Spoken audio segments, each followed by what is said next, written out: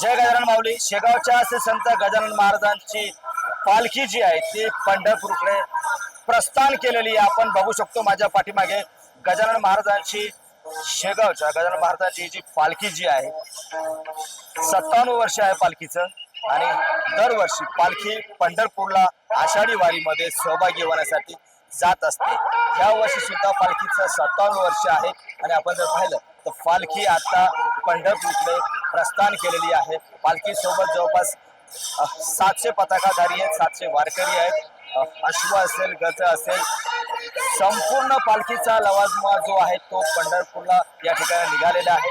गजानन महाराजांच्या पालखीचं वैशिष्ट्य असते की संपूर्ण जे वारकरी जे आहेत ते पांढऱ्या कपड्यामध्ये असतात, पताकाधारी असतात आणि अतिशय शिस्तबद्ध पालखी म्हणून आणि सुंदर अशी पालखी म्हणून या ठिकाणी शेगावच्या गजानन महाराजांच्या पालखीची ओळख आहे. आणि पालखी जी आहे ती सध्या पंढरपूरकडे निघालेली आहे. जवळपास 23 तारखेला 23 जुलैला ही पालखी जी आहे ती पंढरपूरला पोहोचणार आहे. 5 दिवस त्या ठिकाणी मुक्काम असतो.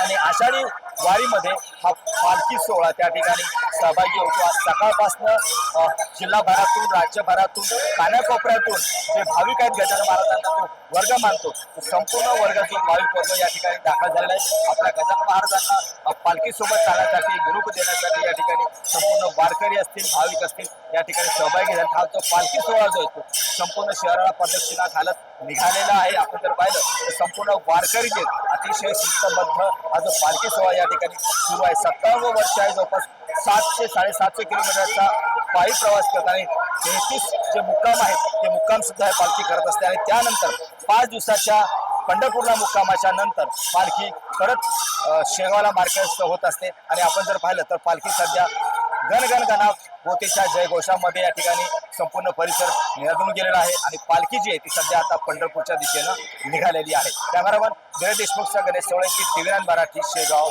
बुलढाणा.